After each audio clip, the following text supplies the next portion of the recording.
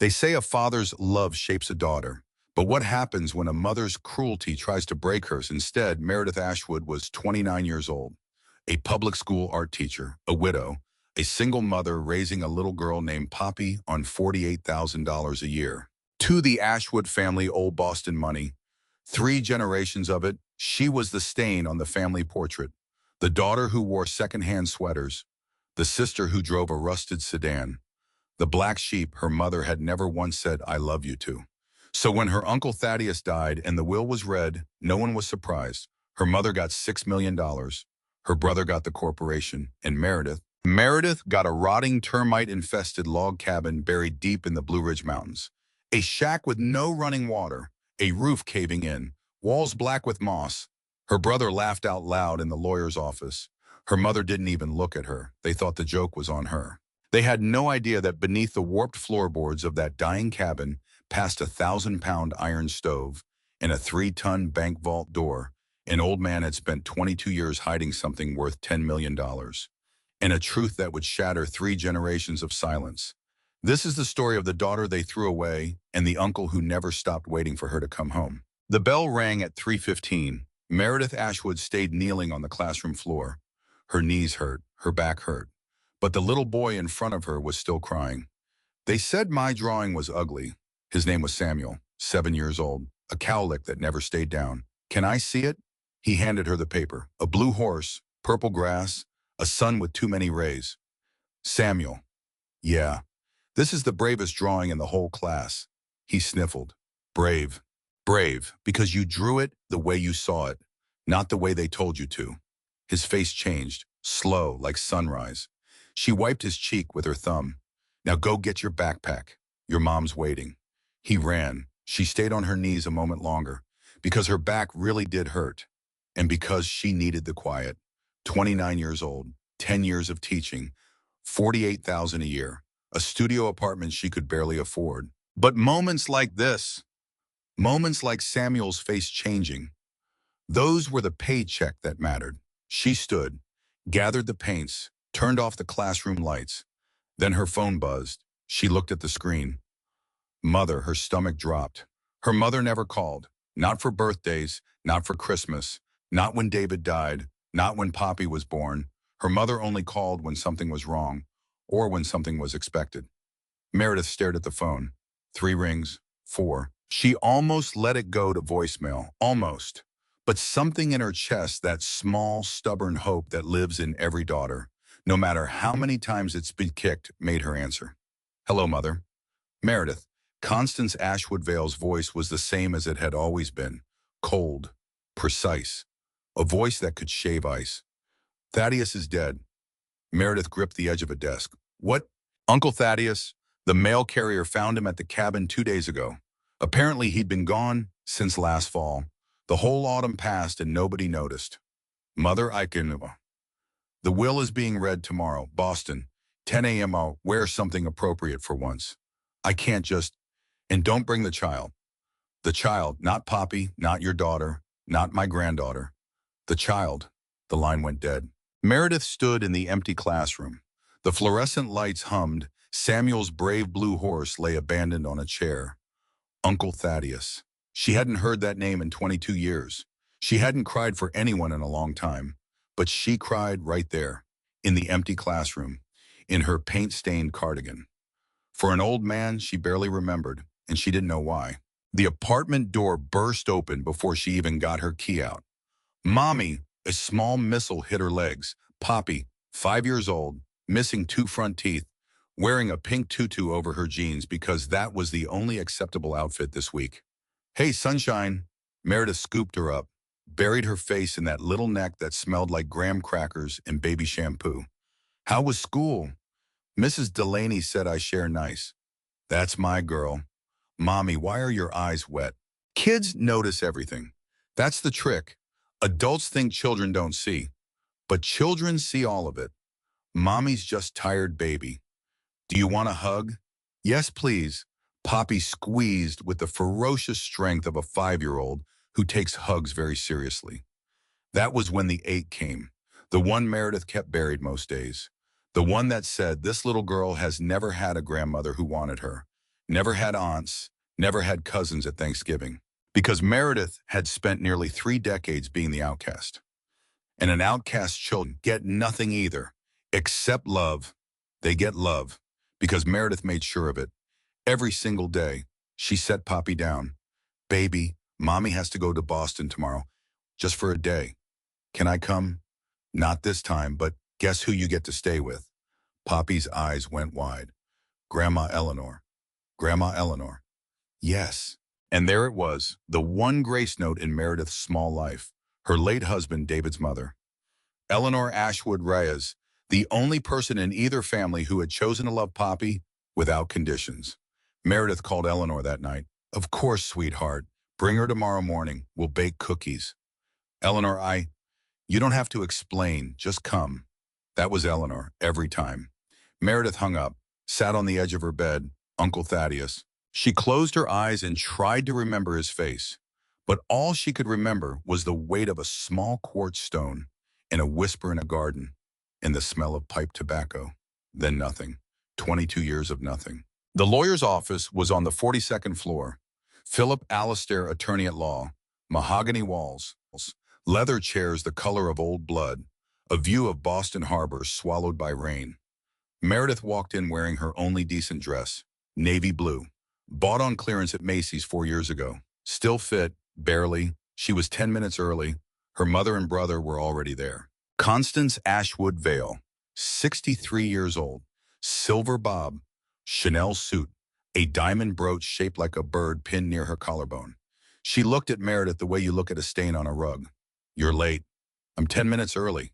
You're late by Ashwood standards. Meredith didn't answer. Harrison stood by the window. 34, CEO of Ashwood Holdings. Divorced twice, both wives citing emotional unavailability. A Rolex Daytona on his wrist. A suit that cost more than Meredith's monthly rent.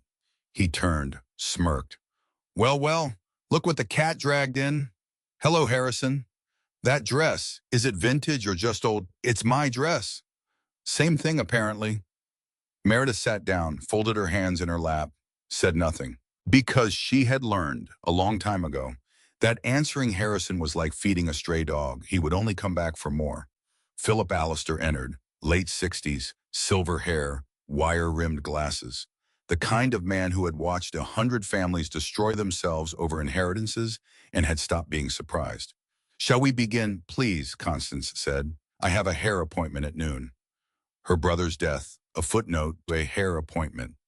Meredith looked down at her hands. Alistair broke the wax seal on a thick manila envelope, cleared his throat.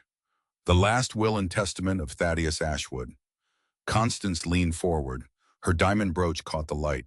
To my sister Constance, Alistair read, I leave the Ashwood Liquid Trust presently valued at $6,400,000, along with the Beacon Hill townhouse. Constance let out a small, satisfied breath. Harrison's smirk tightened. He wanted more.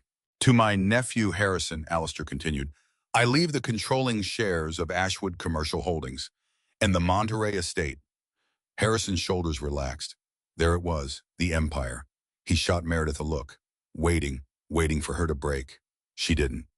Alistair turned to the last page. He paused, his brow furrowed, just a little, just enough for Meredith to notice. To my niece Meredith Ashwood, Constance snorted quietly, preparing to be amused. I leave the entirety of the Oak Hollow property, including the structure situated upon it, and all its contents. Silence. Then Harrison laughed, loud, ugly. Oak Hollow, Oak Hollow. Constance covered her mouth, her eyes crinkled with cruel delight. Oh, Meredith, darling, don't. That awful cabin in the middle of nowhere, the one your uncle bought when he lost his mind. Mother, it doesn't even have a plumbing. The roof is caving in. I believe the county appraised it at $7,000, if you can imagine. $7,000. Harrison couldn't stop laughing. The outcast gets the shepherd's shack.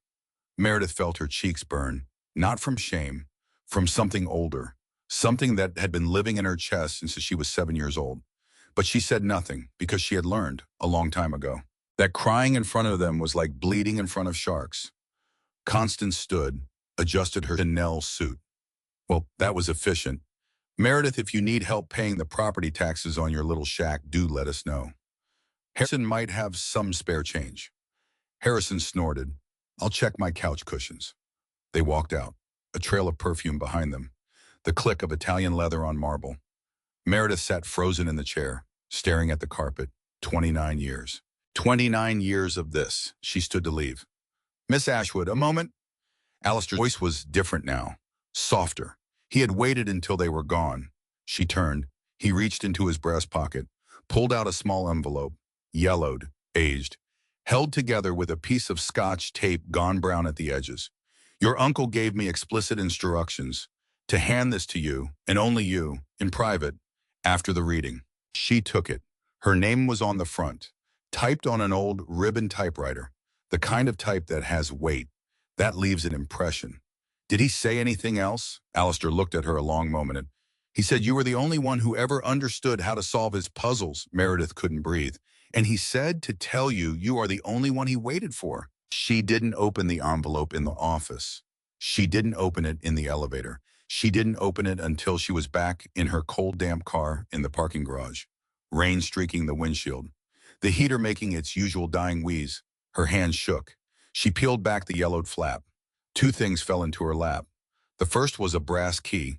Heavy. Old. The kind of key that opened important things. The second was a note. Typewriter font. Uneven letters. His. Meredith. The world only sees what shines on the surface. You always knew how to look deeper. Go to Oak Hollow. Come alone. What I built there I built for you. I have been waiting a long time. T. The words swam in front of her eyes. I have been waiting a long time.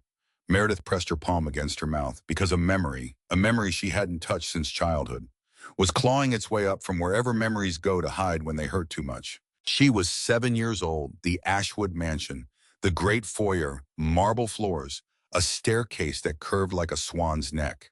Her mother was hosting a garden party, 200 guests, congressmen, judges, bank presidents. Meredith was supposed to stay in her room. She had orders, explicit orders. But she got bored, and she got curious, and she came downstairs in her white pinafore with the strawberry stain on the sleeve. She saw a woman she didn't know, holding a glass of red wine, laughing at something. Meredith wanted to say hello. That was all, just hello. She tugged on the woman's dress. The woman turned, startled. The wine glass tipped, a splash of red, on white silk, blooming like a wound. The woman gasped. Guests turned. Silence spread across the room like ice cracking. And then, her mother. Constance crossed the foyer in 3 strides, grabbed Meredith's wrist, hard enough to leave marks that would still be there the next morning. You embarrass me.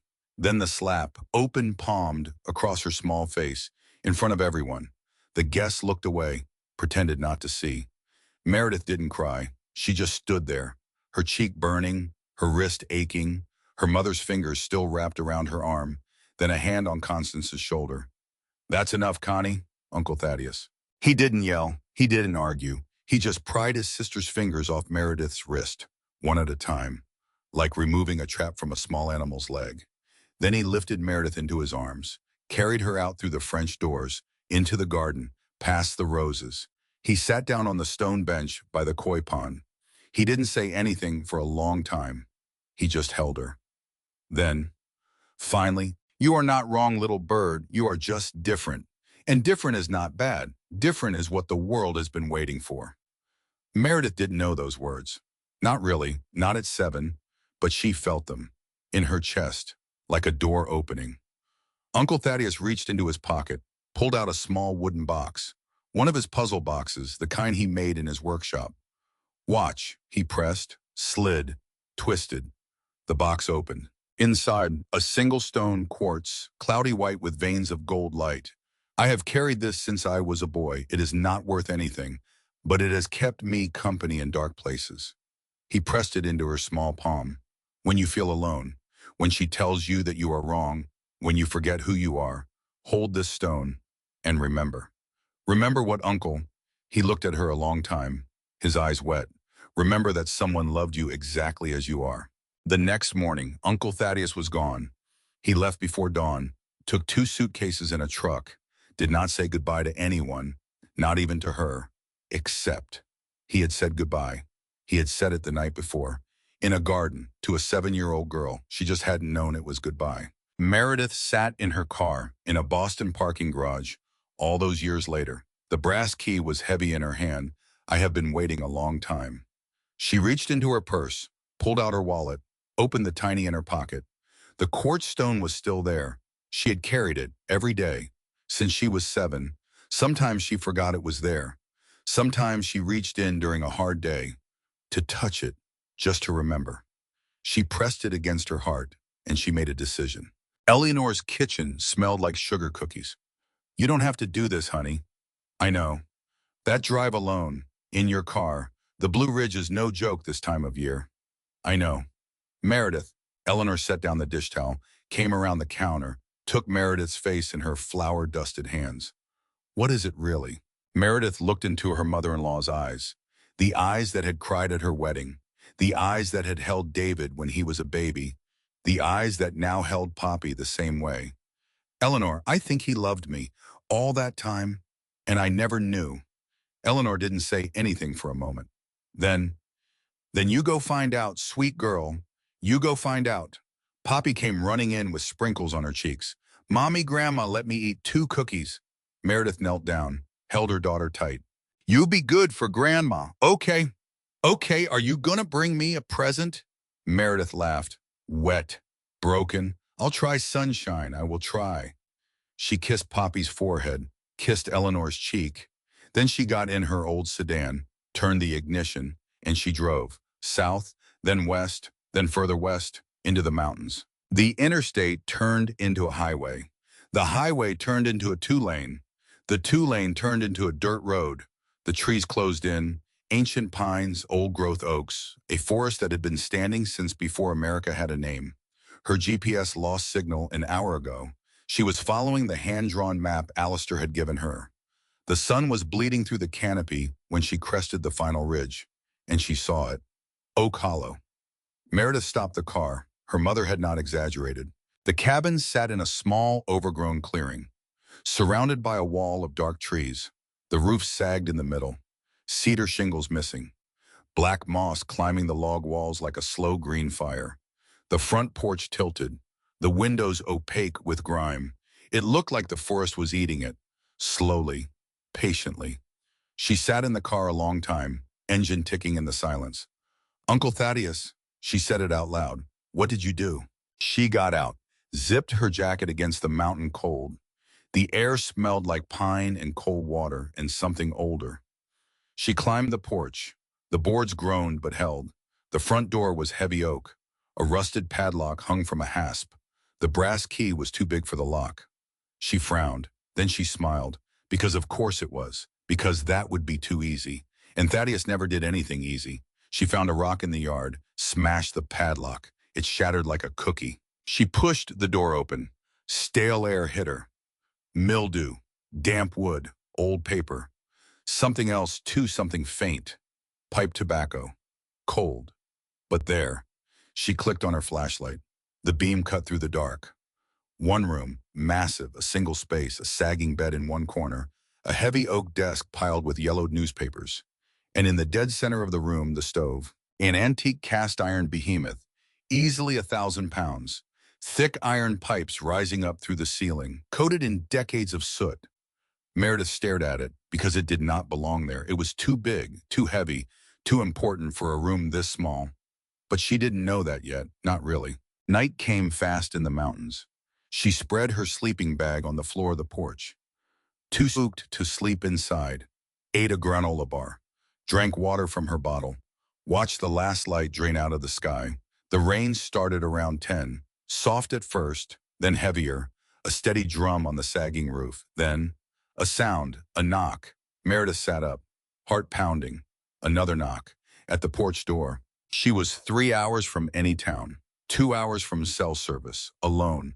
On a mountain. In a dying cabin. And someone was knocking. She grabbed her flashlight. Held it like a weapon. Who's there? Name's Ezra Whitfield, miss. I live down the ridge. Don't mean no harm. An old voice. Weathered. Southern. The kind of voice that carried decades of pipe smoke in it. She cracked the door. An old man stood there, 68, maybe 70, a canvas coat, a gray beard, a weathered face like a topographical map. He held a covered basket. Brought you bread, it's still warm. She didn't open the door further. How did you know I was here? He looked at her for a long moment. Then his eyes filled with tears. Because he told me you would come, miss. He told me, a long time back. He said one day a young woman would come, with his eyes. And I was to bring her bread, and to tell her the truth. Meredith's grip on the flashlight loosened. You knew him? Miss, his voice cracked. Thaddeus Ashwood was the finest man these mountains ever knew, and he waited for you every single day. She opened the door. She let him in. He sat by the coal stove. Meredith made tea on her camp stove. The rain drummed on. Ezra talked. Not much. Old men don't waste words. But what he said broke something open in her. He came here in '98, truck full of tools. Bought this land off the county for cash. Nobody knew who he was, rich man in a rusted truck. What did he do here? At first he grieved. Grieved. Something, somebody. Never said what. I didn't ask. Man's grief is his own. Meredith held her tin cup with both hands. Then he started building. Not this cabin. He kept the cabin ugly on purpose. He said the ugly kept the wrong kind of people away. What kind of people? Ezra looked at her. The kind that had already found him once. Meredith swallowed. He built a school down in Millbrook Hollow. Little town, 12 miles down the ridge. Kids used to walk 7-8 miles to the county school.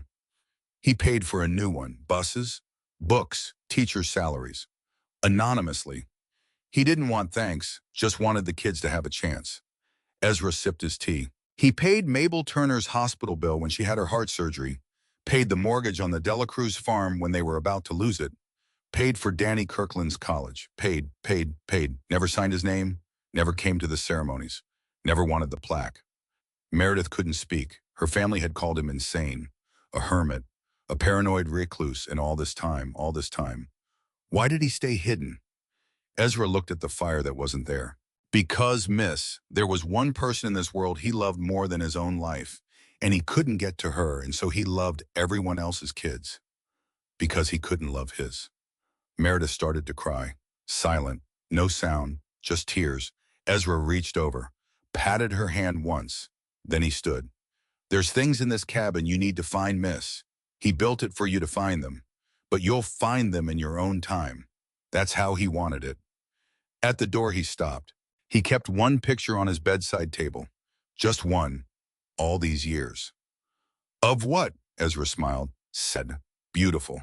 Little girl, 7 years old, holding a rock like it was made of stars. He left. The door closed. The rain came down, and Meredith Ashwood sat alone in a rotting cabin, crying for a man she had barely remembered, loving her all along, in silence. She didn't sleep that night. She sat by the cold stove, held the quartz stone in her palm, watched the rain trace patterns on the grimy windows. At dawn, she started cleaning, not because the cabin needed cleaning. Well, yes, it did, but because her hands needed to move, because grief without work is unbearable. She swept 2 decades of dust out the door. She scrubbed the windows with vinegar and rags. She washed decades of grime off the desk, and she found things. Under a pile of old newspapers, she found a stack of children's drawings, held together with twine, crayon, marker, watercolor, signed with names she didn't know. Ella, Jamal, Mateo, Grace. But at the bottom of the stack, one drawing that stopped her heart, a little girl in a white pinafore, standing next to a tall man, holding hands, above them in wobbly 7-year-old letters, me and Uncle Thad, in the garden. She had drawn it. She remembered. She remembered making it, sitting at the kitchen table the day after the party, wanting to give it to him. But when she had brought it downstairs, her mother had snatched it from her hand, torn it in half, thrown it in the fireplace. Stop drawing that man. He is not welcome in this house. But the drawing was not torn and not burned. It was here. Someone had rescued it. Someone had smoothed the crumpled paper. Someone had kept it all this time. She looked at the back, a note, in Thaddeus's handwriting. One of the maids saved this from the fire. I paid her a month's wages for it, worth every cent. T. Meredith sank to the floor. She held the drawing against her chest, and she wept. Not the polite tears of an adult, the whole body sobs of a child who had waited too long to know she was loved. She spent 2 more days in that cabin. She found the picture Ezra had told her about. On the bedside table, just as he had said, 7-year-old Meredith, holding the quartz stone. Laughing, she found a shoebox under the bed, filled with school papers. Hers, report cards, attendance certificates, a science fair ribbon, her college graduation announcement, her wedding announcement, a newspaper clipping of David's obituary, a birth announcement for Poppy. Every important document of her life, collected, saved, kept, by an uncle, who had not seen her since she was 7.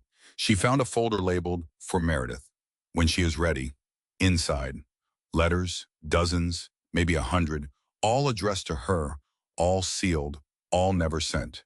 She could not open them yet. Her heart could not hold that much, not yet. She would read them slowly, one at a time, for the rest of her life. But there was one more thing.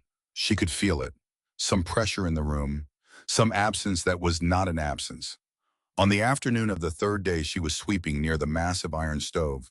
The broom struck the floor. Thwack. Solid. She took another step. Tapped again, near the base of the stove. Thump. Thump. Different. Hollow. She dropped to her knees, pressed her ear to the floor. A draft. Cold. Steady. Rising through the boards, from beneath the cabin. Meredith sat back on her heels. She reached into her pocket. The brass key, heavy in her hand. Outside thunder rolled across the ridge.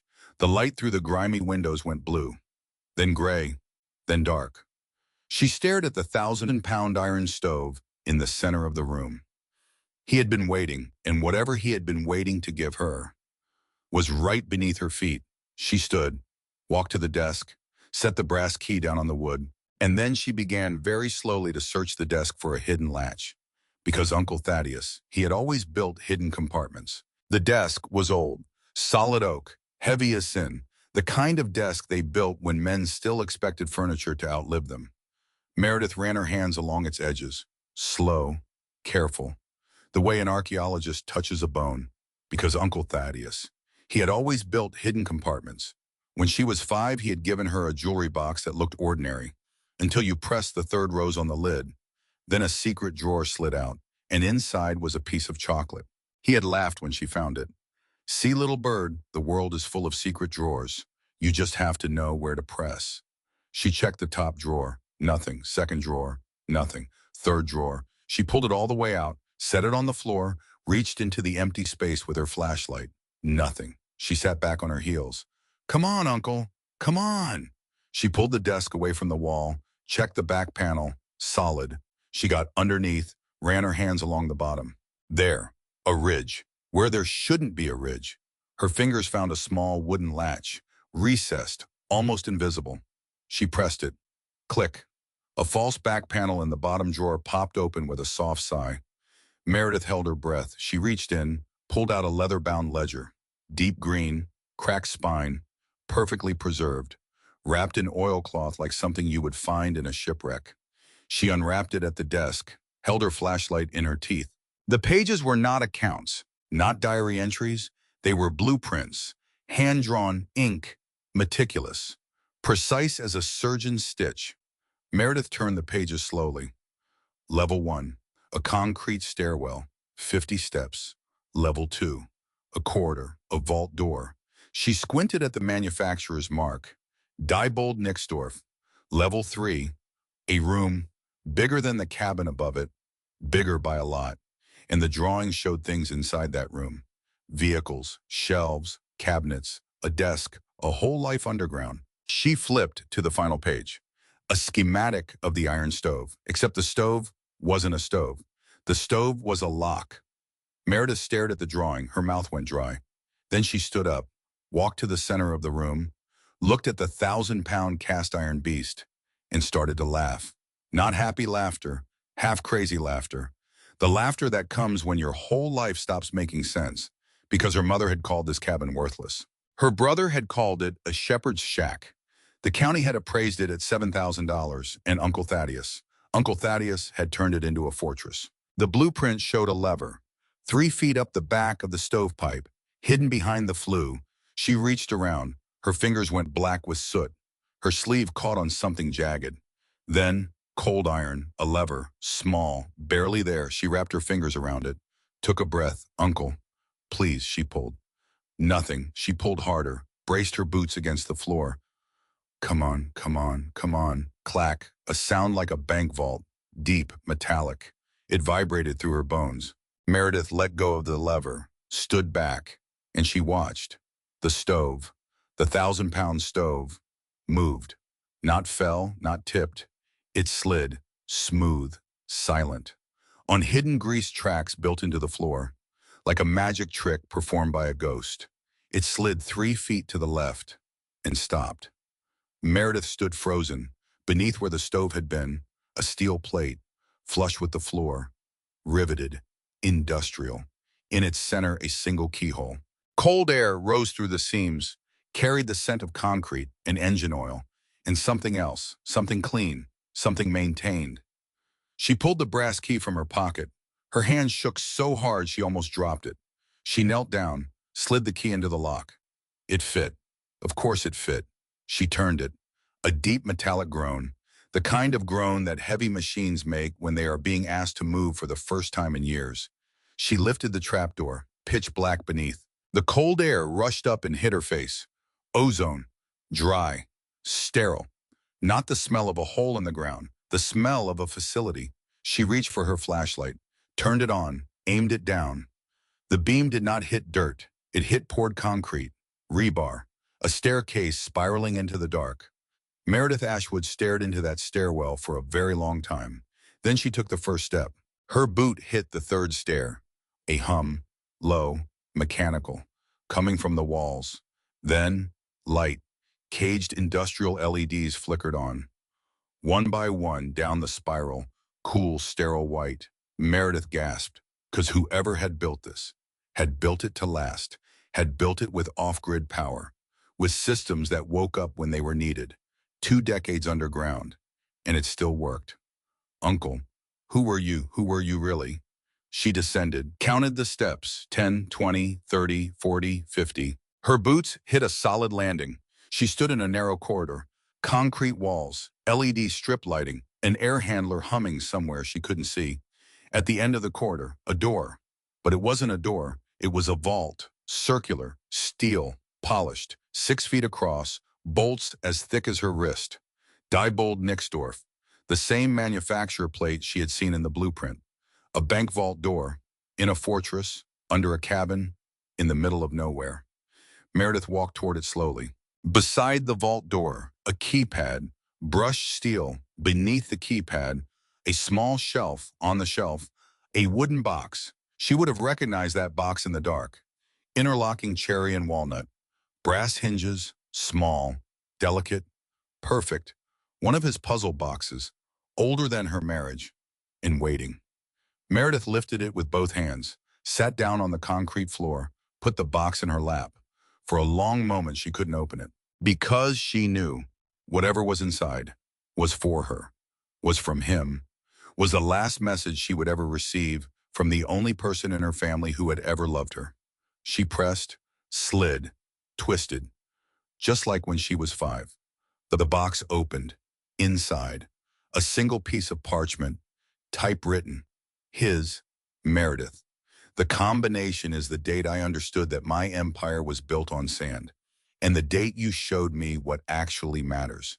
You already know what date that is, T. Meredith closed her eyes. She did know. The date she had given him the quartz stone. The date he had disappeared the morning after. October 14, 2004. 10/4 2004. She stood, walked to the keypad. Her fingers hovered. She pressed the numbers. 1, 0, 1, 4, 2, 4, a pause. Then a green light, a hydraulic hiss. The locking bolts, each as thick as her forearm, retracted with a series of deep concussive thuds that vibrated through the concrete floor. Slowly, majestically. The 3-tone door swung inward. Meredith stepped over the steel threshold, and she saw what her uncle had built for her. The vault was bigger than the cabin above it, twice as big, air perfectly stabilized, climate controlled, silent except for the whisper of the ventilation system, soft spotlights recessed in the ceiling.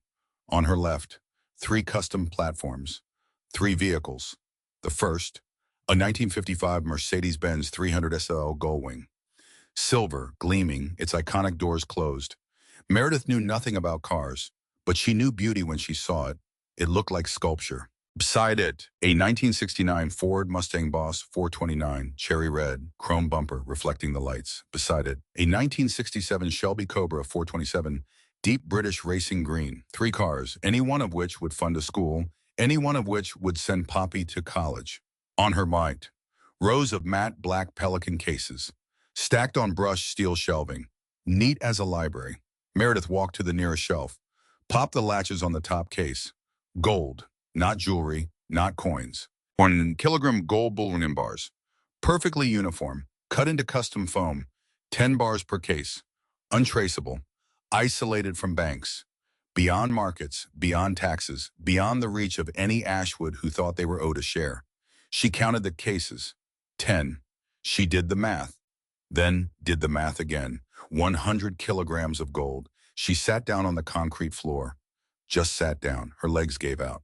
Because a public school teacher on $48,000 a year cannot process what she is looking at, not right away. She was still sitting there when she looked up and saw the far end of the vault. There was a wall, interior wall, bright, warm, different from the concrete, painted a soft yellow. Meredith stood up, walked toward it, slow because her legs weren't cooperating. Around the corner of the wall, a room, inside the vault, a room within a room, a little girl's bedroom. Meredith stopped in the doorway. She could not move because inside the room was everything. A small twin bed, white frame, a quilt made of stitched together squares. Some of the squares were fabric from a white pinafore. She recognized the pattern. She had worn that pinafore at 7 years old. A bookshelf filled with picture books, every book she had ever loved.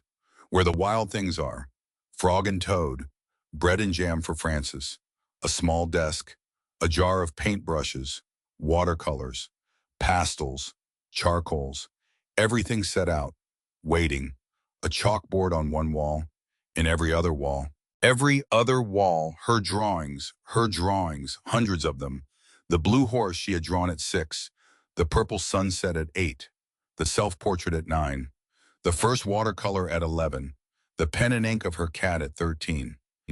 Everything she had ever made and thrown away, everything her mother had torn up, everything she had assumed had gone into the trash forever. Someone had rescued them. Someone had smoothed them out, framed them, hung them. Somebody had built a room for a little girl who had never had a room where she was welcomed, and the little girl was her. Meredith's knees buckled. She sank to the floor of that bedroom. She could not breathe because she understood all at once. She understood everything in a single second. Uncle Thaddeus had loved her, not just remembered her, not just missed her. He had loved her with his whole life, in secret, down here, alone. He had built her a childhood, the one she never got to have. She curled up on the small quilt bed. It smelled faintly of cedar, of pipe tobacco, of a memory she did not know she had. And Meredith Ashwood, 29 years old, widow, single mother, public school teacher, the outcast of the Ashwood family, cried the way a child cries, not delicate, not polite, whole, sobbing so hard her ribs ached, face pressed into a quilt made by a man she had barely remembered, in a bedroom he had built for the little girl he could not save. For a long time, for a very long time, she just cried. She stayed underground for 2 days. She only came up for water, for cell signal, to check her voicemail. Poppy had left her 3 voicemails. Mommy, Grandma let me have ice cream for breakfast, but don't tell. Mommy, we went to the park. There was a duck. Mommy, I miss you. Come home soon. Meredith listened to each one 3 times, then went back underground because there was more, because Thaddeus had left her a map, and she had only found the first room. She found the desk on the second day, polished mahogany. At the far end of the vault, a single leather office chair behind it. On the desk, a framed photograph. 7-year-old Meredith, holding the quartz stone, laughing beside the photograph. A leather portfolio.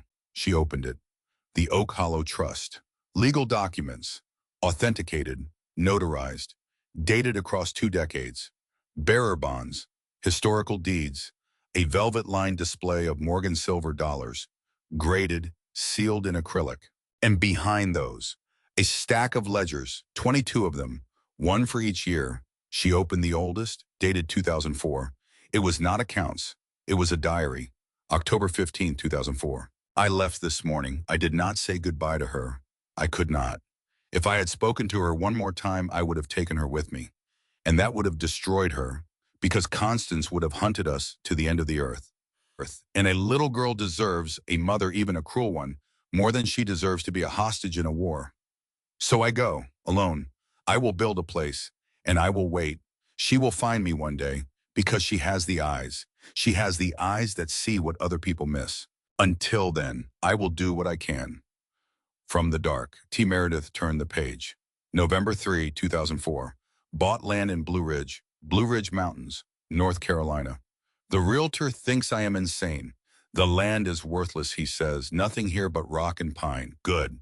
That is what I need, T. She turned the page. She turned page after page. The years unfolded. Sending anonymous checks to the elementary school Meredith attended, because he knew her teacher had asked the class to bring in art supplies and Meredith could not afford them, because Constance had said art was for peasants. Paying an old maid at the Ashwood house, in cash, for 2 decades, to smuggle out one drawing per month, one report card per year. Watching her graduate high school, from the parking lot, in a car with tinted windows. Watching her marry David, from the back pew of the church, sitting outside the hospital on the day Poppy was born. All night, in the rain. Not one of these acts had he ever told anyone about. Not one. Meredith read. Meredith wept. Meredith read. But it was the last ledger that broke her. The one dated 2020, his final year. The entries were shorter, wobblier. His handwriting was starting to fail. March 10, 2025. Poppy is 4 now. I have a photograph. Ezra took it for me at the school pickup. She looks like Meredith at that age. She looks like she is being loved. Meredith is loving her the way she should have been loved. The cycle is breaking because of her, because of that girl. T. July 22, 2020. I have not been well. The mountain is getting harder to climb. I think I have time still. Not much, but some. I have prepared everything. Meredith will find it when I am gone. Alistair has the key. He knows the letter to give her. He knows the words to say. My only regret is that I will not see her face. T. October 8, 2025. Last entry, I can feel it now. It is a soft thing, not what I feared. Meredith. I hope you find these ledgers. I hope you understand. I did not abandon you. I ran to spare you, and I loved you every day of my exile. You were never the outcast. You were the only one who was still a sheep at all. The rest of them were wolves. Take care of your daughter. I love you, little bird. T. Meredith closed the ledger. She sat at the mahogany desk for a very long time, because the tears had stopped. And in their place, a stillness. The kind of stillness that comes when you finally know the truth. When you finally understand that you were not crazy, that you were not too sensitive, that you were not too much, that you were loved all along. You were loved. There was one more folder. She had almost missed it. It was in the bottom drawer of the mahogany desk. Slim, manila, labeled in careful handwriting. Constance, what she never told you. Meredith stared at it a long time, because part of her did not want to open it, because whatever was in that folder was going to change her mother in her mind. And Meredith had spent nearly 3 decades knowing exactly who her mother was. But her uncle had left it for her, on purpose, in the last folder, at the bottom drawer. He wanted her to know. She opened it. Inside, photographs, documents, handwritten notes. The first photograph, a little girl, maybe 8 years old, her arm in a cast, her hair in a braid. She was not smiling. Meredith frowned, turned the photograph over. Constance, age 8, broken arm. She stared. Then she looked back at the photograph, at her mother's face. My mother, as a child. She had never seen a photograph of her mother as a child before. Not one. Constance did not keep any. And now Meredith knew why. She looked back at the cast. It went from wrist to shoulder, a very serious break. She turned to the next page. A hospital record, yellowed, from 1971. Patient Constance Ashwood, Age 8, fracture of the right humerus. Consistent with high-impact blunt force. Father present. Father reports patient fell from a horse. No horses on premises during examination. Meredith's hand went to her mouth. Oh God. She turned the page. A handwritten note. Thaddeus's, October 12, 1971. My father broke my sister's arm because she dropped a crystal vase. I hid under her bed all night and held her.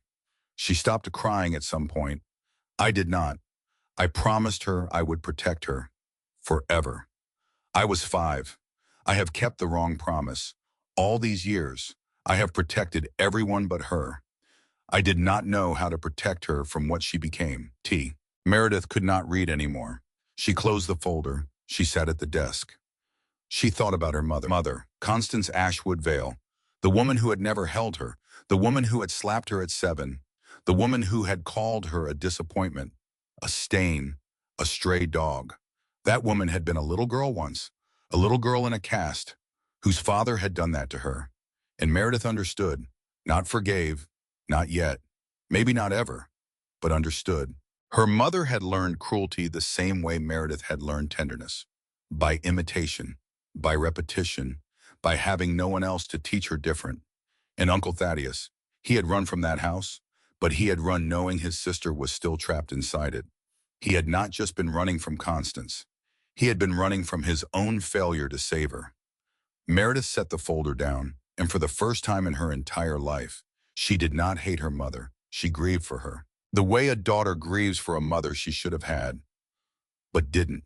She was up in the cabin, boiling water for tea, trying to eat something, trying to remember how to be a person and not just a witness to her own life. When the satellite phone rang, she had forgotten it was in her bag, the one from the vault, charged, ready, left for her. She fumbled to answer. Miss Ashwood, Ezra. His voice was different, fast, tight. Yes. You got company coming up the mountain. What? Chopper, sleek, black, corporate, coming in low over the ridge. Meredith's stomach dropped. How much time? 20 minutes, maybe less. Ezra, you want me to come up there? She looked around the dying cabin, at the broom, the tea, the ledger on the desk with her uncle's handwriting still open on the page. Then she thought about Poppy. Poppy, who was safe in Boston, baking cookies with Eleanor, wearing a tutu over jeans, missing 2 front teeth. No, Ezra, don't come up. You sure? I'm sure. You call if you need me. I got my rifle. I will. She hung up. Then she dialed another number. Eleanor answered on the second ring. Hi, honey. Eleanor. Something in her voice. Eleanor caught it immediately. Sweetheart, what's wrong? Nothing, just, can I talk to Poppy for a minute? A pause. Eleanor knew. Eleanor always knew. Of course, hang on. Poppy came on the line. Mommy. Hi, sunshine. Mommy, guess what? Grandma taught me how to fold napkins into swans. Wow, that is a very good skill to have. When are you coming home? Meredith closed her eyes. She could see her daughter's face, the gap in her front teeth, the stubborn cowlick that she had inherited from David, the way her hair smelled after a bath. Soon, baby. Promise, I promise. Mommy. Yeah, I love you a whole world's worth. That was their thing. She and Poppy. A whole world's worth. Meredith's throat closed. I love you a whole world's worth, too. Bye, Mommy. Bye, sunshine. She hung up. She stood in the cabin. She wiped her face. Then she made a call. To a number she admitted to memory the day before, when she had come up briefly for signal. The head of Garda World Security, Charlotte Division, a calm, professional voice. Miss Ashwood, confirming your standing arrangement. Please, full deployment, immediately. Understood, ETA 30 minutes. She hung up. Then she went back down into the vault. She stood at the mahogany desk. She opened a drawer she had not opened yet. Inside, a single laminated document, gold notary seal, the Ashwood ironclad provision. She had not read it yet, but she knew what it was because Alistair had mentioned it in a note tucked into one of the ledgers. If they come, and they will come. This is your shield, not your sword. Do not use it for revenge. Use it only to make them stop. T. She tucked the laminated document into the inner pocket of her jacket. Then she went back upstairs. She locked the vault door. She engaged the stove lever. The 1,000-pound iron beast slid back into place. The floorboards looked ordinary again. The cabin looked ordinary again. Dying, termite-infested, worthless, just like her mother had always said. She stepped out onto the porch. She sat down on the top step. She waited. The wind changed, a distant sound, low, rhythmic. Thump, thump, thump, growing. The pines along the eastern ridge began to sway. Then, she saw it, coming in low over the trees, sleek, black, corporate. 2 hours ago, she had been a widow and a schoolteacher. Now she was the guardian of a $10 million underground vault. A woman with a laminated ironclad provision in her jacket. A daughter of a mother she suddenly understood. And the family that had thrown her away was landing in her yard. Meredith Ashwood took a long, slow breath. She did not stand up. She stayed sitting on the porch, her hands folded in her lap, her paint-stained sweater, her boots covered in mountain mud. She was not afraid. She was not angry. She was ready, because her uncle had built her a fortress. But more than that, he had built her the truth. And the truth, Meredith understood now, was the only weapon that had ever mattered. The helicopter descended into the clearing. The rotors flattened the tall grass. The door slid open. Her brother stepped out first, then her mother, then the lawyer with the briefcase. Meredith up, slowly. She walked to the top of the porch steps. She smiled, just a little, because they had come to take, and they thought they were going to win, and they had no idea. They had no idea what she had found, or what she had become. The rotors slowed. Dust and dead leaves settled. Harrison stepped down first, Italian loafers into mountain mud, his face already twisted, behind him. Oliver Croft, the lawyer, wire-rimmed glasses, leather briefcase, a calculated stillness, and behind them both, her mother, Constance Ashwood Vale, 63 years old, Chanel suit, silver bob, the diamond bird brooch at her collarbone. She had never come to any of Meredith's important days, not the graduation, not the wedding, not the hospital when Poppy was born, but she had come here because money had a gravity nothing else did. Meredith noticed. She noticed everything now. Harrison crossed the clearing, fast, rage fast. Meredith, she stayed on the porch. Harrison, whatever you found, it ends now. I haven't found anything. Don't lie to me. I'm not lying to you. I'm just not telling you the whole truth. There's a difference. He stopped at the bottom of the porch. His jaw tightened. You paid the back taxes, in cash, on a worthless property. Yes. Where did the cash come from, Meredith? That's not your business. Everything Uncle Thaddeus owned is my business. He gave you a corporation, Harrison. He gave you the Monterey estate. He gave you a life most people would kill for. And you flew a helicopter to a dying cabin because it wasn't enough. Harrison's face went red. Croft stepped forward, smooth, practiced. Miss Ashwood, my name is Oliver Croft, senior counsel to your brother. We believe you have appropriated assets that belong in probate. I have a quit-claim deed here. Sign it. Transfer the land and any contents to your brother, and we will not pursue criminal charges for grand larceny. Meredith looked at him. She almost laughed, but she didn't, because a laugh would break the moment, and the moment needed to hold. Mr. Croft, yes. Do you know how much a first-year public school teacher makes in this country? He blinked. I'm not sure what that has to do with. Answer me. I don't know exactly. $38,000 a year, before taxes. I have taught for 10 years. I make 48 now. I have a 5-year-old daughter. I lost my husband 3 years ago. I drive a 2011 Honda with a broken heater. Miss Ashwood, you flew a helicopter 350 miles. You brought a lawyer with a briefcase to threaten a public school teacher with grand larceny. Silence. She looked past Croft. She looked at Harrison. Look at me, Harrison. He did. Look at what you have become. He tried to hold her gaze. He couldn't. He looked away. That was when Constance spoke for the first time. Her voice was different. Not the ice voice, not the acid voice. Something older. Tired. Enough, Meredith. Just show us, whatever your uncle left. Meredith turned toward her mother. Their eyes met across the clearing. For a full second, Meredith did not know what her own face was doing, but her mother saw something in it, because her mother took a small step back, and Meredith noticed. That too, she noticed everything now. Because in the vault, in the ledgers, in the yellowed photograph of an 8-year-old girl with her arm in a cast, Meredith had learned something. Her mother was not a monster.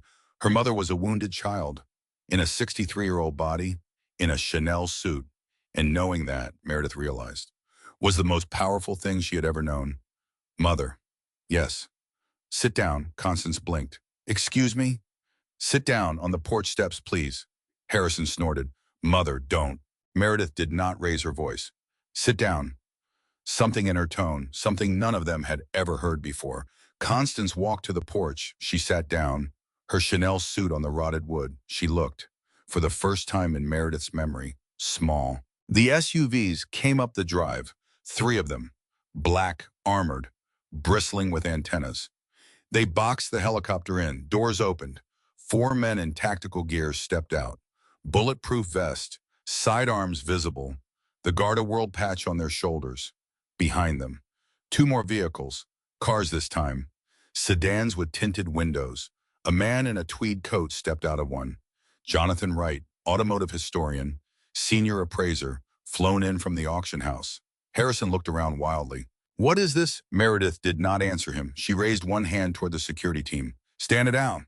The team leader nodded. Step on back to the perimeter. She turned to Harrison. They are here to guarantee my safety, not to hurt you.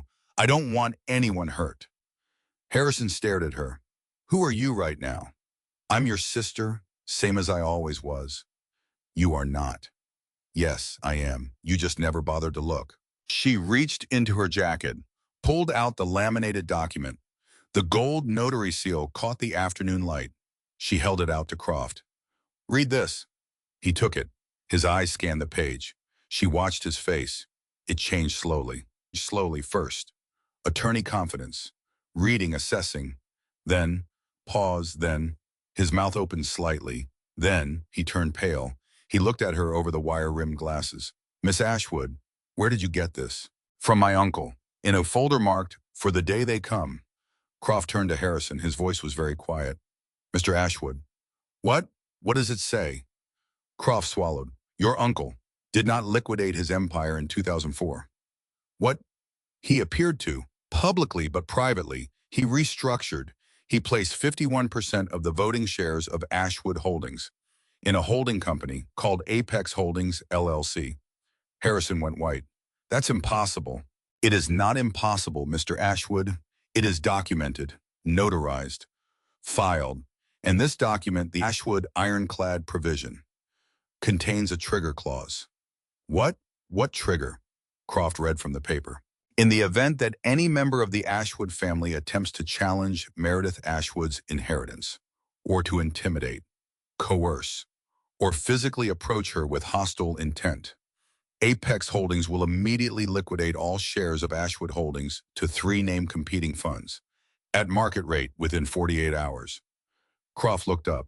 Mr. Ashwood, if this executes, your company will be dissolved by hostile takeover by the end of the week. Silence. Harrison's hand went to the porch railing. He gripped it. He looked like a man who had just been shot but had not yet fallen down.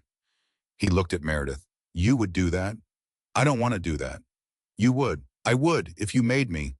Harrison stared at her. The empire, the name, the Monterey estate, the Rolex, the corner office, everything he had built his identity around, held in his sister's hand, the sister he had called a stray dog, at the will reading, 2 weeks ago.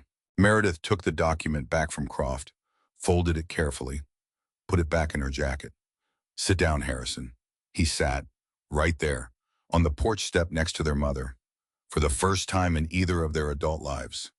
Constance and Harrison Ashwood sat side by side, diminished. Meredith did not stand over them. She sat down, on the top step. She was above them by one stair. Not because she wanted power, but because that was where she happened to be. She looked at her mother. Her mother was looking at her hands. Constance had beautiful hands, long fingers, perfect manicure, diamond wedding ring from a husband who had died 15 years ago. Those were the hands that had slapped her at 7. Those were the hands, Meredith noticed now, that were trembling. Mother? Constance did not look up. Mother, look at me. Constance looked up. Meredith saw something in her mother's eyes she had never seen. Fear. Her mother was afraid of her for the first time, and Meredith felt no satisfaction in it. None. She felt only sadness, because her mother had lived 63 years, and this was the first time she had ever been small in front of her own child. That was not victory. That was tragedy. Meredith reached into her jacket, not for the document this time, for a book, a small green ledger. She held it in her lap for a moment. I found this downstairs. What is it? Constance said. Uncle Thaddeus kept a journal for every year of his exile. Constance's face did not change, but her fingers curled tighter in her lap. He wrote about everything, Mother. About me, about Poppy, about what he built here. How wonderful for you. But he also wrote about you. Constance's head snapped up. About me. About when you were little. Constance's mouth opened, then closed. Meredith opened the ledger. To a page she had marked. She held the ledger out. Read it. Constance did not move. Read it, Mother. Slowly. Constance took the ledger. She looked down at the page. She began to read. Meredith watched her mother's face. She had seen that face angry, that face cold, that face amused, that face bored. She had never seen it become the face of a little girl. But that was what happened. As Constance read, 63 years peeled off her. 55 years. 50. 40. She was 8. She was 8 years old, hearing a story about herself that she had spent a lifetime pretending had never happened. October 12, 1971. My father broke my sister's arm because she dropped a crystal vase. I hid under her bed all night and held her. She stopped crying at some point. I did not. Her mother's shoulders began to shake, not sobbing, just shaking. The ledger, very slowly, slid off her lap, landed on the porch step. Constance Ashwood Vale put her face in her hands. She did not make a sound, but her whole body shook. Meredith moved slowly. She sat down next to her mother. On the same step, she did not touch her mother. Not yet. She just sat, very close, so her mother could feel that someone was there, the way Thaddeus had sat next to her, under her bed, 55 years ago. The porch was quiet. Harrison was staring at the mountains. He had not looked at either of them in a full minute. The Garda-World team stood at the perimeter, backs turned, giving them privacy, because that was part of the job. The pines above them made small sounds in the wind, and Meredith, very slowly, reached out. She put her hand on top of her mother's hand. Constance flinched. Then, she did not pull away. Meredith's hand stayed. For a long moment, neither of them moved. Then Constance said, very quietly, in a voice Meredith had never heard, "He was 5 years old, under the bed. He was holding my hand. I know. He was 5. I know, Mother. I never told anyone about that night. He knew, Mother. He kept it, because he loved you." Constance's hand turned over. Under Meredith's hand, fingers laced, for the first time in Meredith's entire life. Her mother held her hand. "He didn't leave you, Mother." Constance did not look up. "He left me the morning after the garden party. He left because he couldn't save you, Mother. That was the failure he ran from." Constance was silent. "He tried to take me too. Did you know that?" Constance's head lifted slowly. "He did not." "He did. He wrote about it. In one of the letters, he asked you, twice, if he could take me back to Boston. Give me a home. He said you told him, if he ever came near me again, you would call the police. You would say he had tried to abduct me, and you would make sure he never worked in this country again." Constance's face did not deny it, because it was true. "He kept his word, Mother. He never came near me, but he watched, every year, from the dark. He wrote letters he never sent. He kept the drawings you threw away. He built a room, downstairs, just for me." Meredith's voice broke a little. "He built me a childhood mother, the one I never got to have." Constance closed her eyes, and she cried. Not loud, not messy. She did not have loud crying in her. She had never learned it. Just tears streaming down her 63-year-old face. Silent, constant, like a leak that would not stop. "Mother." "Yes. I know you were hurt. When you were little, I understand. I do. I read what he wrote. I know what your father did to you." Constance did not speak. "I understand now why you were the way you were, with me." "That does not." Constance's voice caught. That does not excuse it, Meredith. Meredith blinked because she had not expected that. She had expected her mother to defend herself, to deflect, to attack, to turn cold again. Not to say, that does not excuse it. No, Meredith said quietly, it doesn't. I hit you. Yes. In front of people, I hit you. Yes. I told you you embarrassed me. You did. I was your mother. You were. Constance turned her face toward the mountains. She was so quiet Meredith almost missed the next words. I have hated myself for a very long time, and I did not know it. Harrison stood up. Suddenly, he walked away from the porch.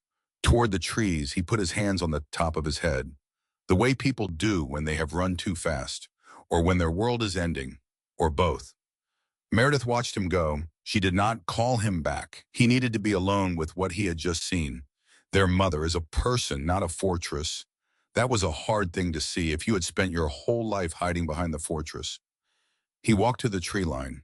He stopped there, his back to them. She saw his shoulders shake once, just once. Then he stood very still.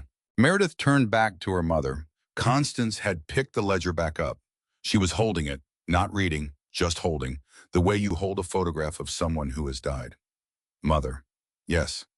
I don't want your money. I don't want the Beacon Hill house. I don't want the corporation.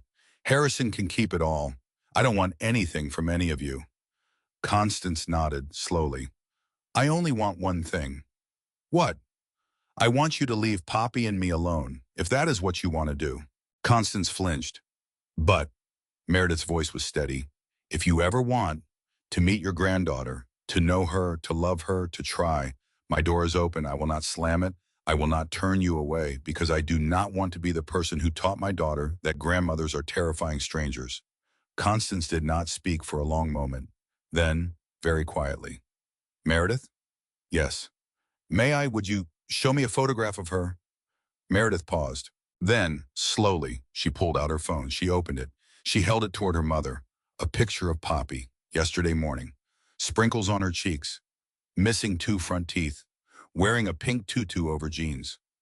Grinning at Eleanor's camera, Constance took the phone. She stared at the picture. For a long time, her hand went to her mouth.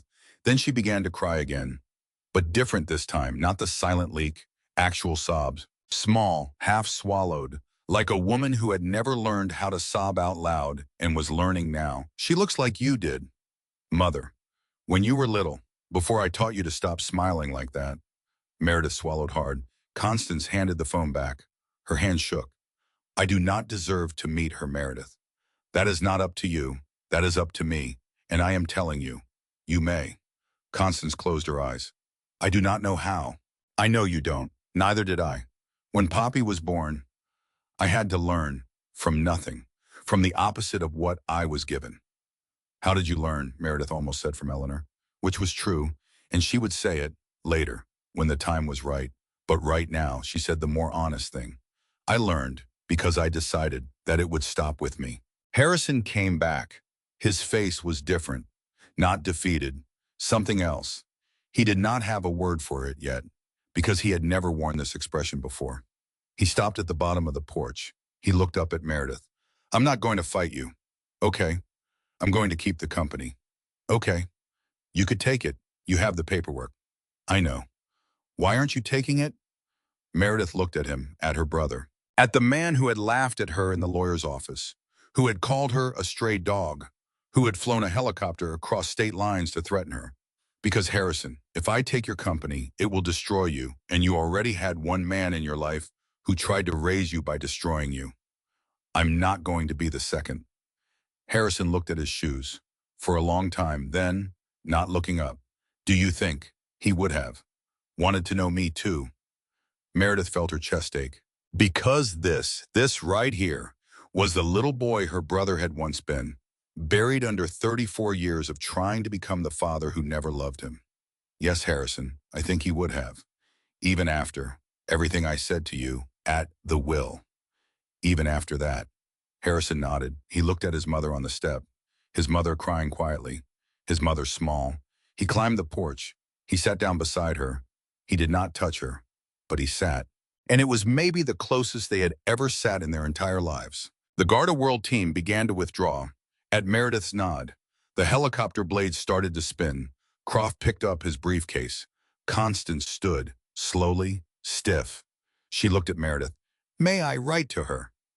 Meredith understood the her. Yes. May I? Constance stopped, started again. May I write to you, too? Meredith's eyes filled. She had waited a lifetime for her mother to want to write to her. Yes, Constance nodded. She turned to walk down the steps.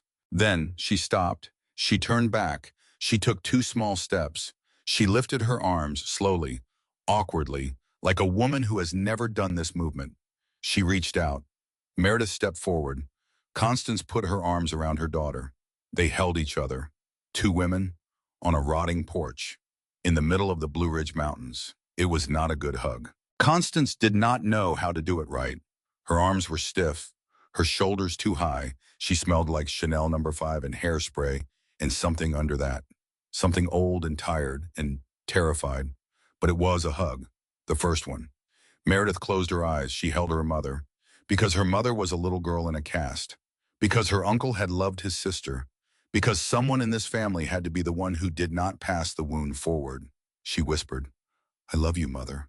Her mother did not say it back. Not that day. But she pressed her forehead to Meredith's forehead, and then she nodded, once, which was all she had, right then, and it was enough. They flew away. The helicopter grew small in the sky. Meredith stood on the porch, watched the ridge until she could not see them anymore. Then she went inside. She sat down at the desk. She put her head down on her arms, and she was still, for a long time, because grief and love, and rage and mercy, do not know how to take turns. They all come at once. They knock the wind out of you. They leave you sitting at an old desk in a dying cabin, head on your arms, just breathing. 10 months later, late June, the cabin looked different now. Not fancy, still rustic, but loved. A new cedar roof, sanded logs, fresh windows, a rebuilt porch that did not groan, a small hand-painted sign at the head of the driveway, the Thaddeus Ashwood Foundation. Summer art camp for children. 12 kids on the front lawn, ages 7 to 12. They were painting on easels set up under the pines. Blue horses, purple grass, suns with too many rays. They were laughing, loud. The way children only laugh when they know for certain that no one is going to tell them to be quiet. Meredith stood on the porch, watching them. Old Ezra sat beside her, whittling something. He wore a name badge that said Grandpa Ezra. Camp Director of Nothing, which was to say, Camp Director of Everything. At Meredith's feet, Poppy was drawing, 6 now, just turned 6, still missing 2 front teeth, 2 new ones coming in crooked. She would not let anyone touch them. Poppy looked up. Mommy. Yeah, sunshine. Grandma is here.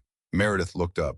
Her mother was walking up the drive. Chanel had been replaced by slacks and a soft cardigan, and sneakers that had never touched a sidewalk before this year. Her hair was different too, shorter, grayer at the roots. She had stopped dyeing it. She looked, Meredith thought, like a person now, not a fortress. Constance climbed the porch steps, slowly, because she was not young. Poppy looked up at her. Hi, Grandma Constance. Hello, Poppy.